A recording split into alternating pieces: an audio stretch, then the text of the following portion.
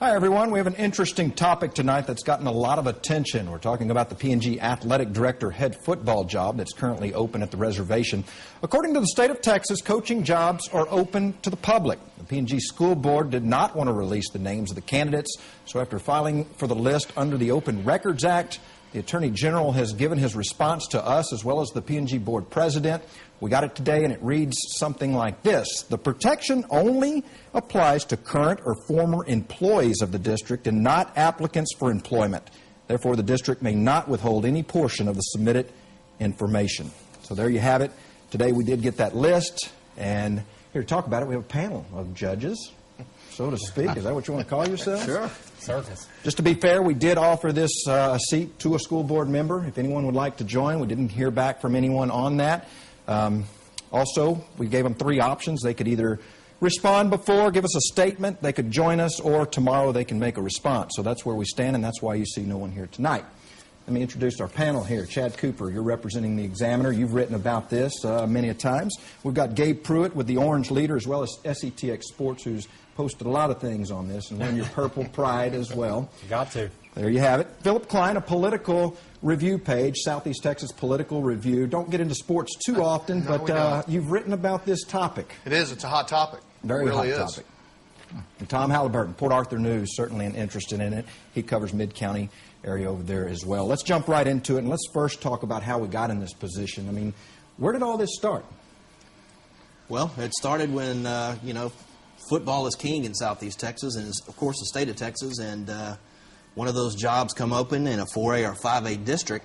Of course, that gives a lot of media attention, and when that job became open and Burnett was kind of, let's say, made the outdoor activities coordinator, that opens up a big job, and then they push the masters onto the required list, and that opens up a lot of discussion, and of course, we wanted to know who applied, and they said, whoa, wait a minute, we don't want to be so quick with that list. I can tell you this, if Wade Phillips was to apply for this job, he wouldn't be a candidate. He doesn't have his master's degree. Exactly. I mean, that's kind of interesting. So it's I mean, what do you think of that situation, putting a master's degree on the program? Well, I think that it's done, James, to try to have their pay scale line up as they would like to. And it's my understanding there are some applicants in this list of 35 who do not have master's degrees, but I think that primarily for financial pay scale reasons that they wanted a master's required. Well, by delaying this, do you think they thought they found a loophole and maybe could extend it to where the Attorney General would take longer and they may have their coach in place and the list would never get out there until later? I'm sitting up here listening to all you great sports guys, and this is really comes down to a political story. In my opinion, I'm a politician. I've been in politics for a long time. I see it two ways, two things. Number one, when I first got the list, I looked at it and I thought, what are they protecting? I mean, these are all, I'm sure they're a bunch of wonderful, great guys. I'd love to sit here and tell you I know something about sports as much as you guys do, but I don't. But then I started thinking to myself, is this arrogance? Is this arrogance on a school board that doesn't want to tell the public what they're doing? What are they hiding, I guess was the question. Now what the school board and the school superintendent has done has put a horrible black cloud over the whole process, which should be one of the greatest processes in the world. Somebody going to lead a team, someone going to lead a group into battle, and especially at Port Neches-Groves was with all of the wonderful tradition, it's a black cloud now. So I guess as looking at from the political side, because that's what I am, a Politico. I don't write about sports, but we wrote about it on the Southeast Texas Political Review because it tarnished the entire process. And I think it's a shame for the citizens and the fans for Port Neches. So for you, not so much about the information on there as it is the principle. It's the principle. You don't hide things. In government, we get too much of that. And this, of course, we live in the most corrupt county in Texas, in Jefferson County. I hate to say it, but this is just another example of corruption. Be honest with the people. Open up to the people. Show the people what you're doing. Well, superintendents, they are protected. That got changed a couple of years ago. They don't have to release that names until it's the finalist list. Some people still feel that way. I don't disagree with that. I only go by what I'm told. If I'm entitled to something, I feel like I've got to go after it. It's my job. How do you feel about that and as far as the candidate's privacy? Well, I'd like to say I'm I agree that the FOI was put in and that they need to release it for that reason.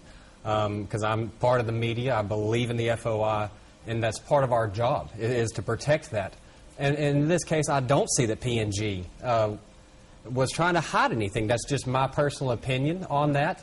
And sometimes it's not that a coach is going to get fired if they put their name in for another position. It really comes down to loyalty. If especially the younger coaches on here, the assistant coaches, not the head coaches, but in a lot of cases, these guys will be scrutinized by their community, their fellow coaches, and the players who now know that they're looking for another job. And maybe they had learned, these people had learned that they had put in somewhere else, and now their name is strung out there in 4 or 5 different places. Of course, their loyalty at their position right now hasn't been in question. I'm glad PNG came out with the list today. They have broke no laws. They looked for a waiver. This is not the only governing body entity that asks for waivers in this system. This is not a first-time deal.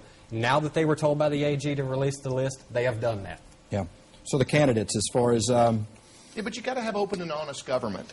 You got to have an open and honest process. I agree. And why shut it down and not be open and honest? And coaches know this. Coaches know that this is public Before record. you Any sign on the coach out dotted there line, would you know that. your name's going to go out. And you know what? Quite frankly, it's an honor for any of these men to be considered for the job. by I mean, far. it's a huge plus. By far. So what's everybody hiding them for? And what's crazy is other schools that's having these situations, LCM sent their list out, didn't have a problem. They sent it out to people who didn't request the information. So it hadn't been a problem with any other schools, and now we had this.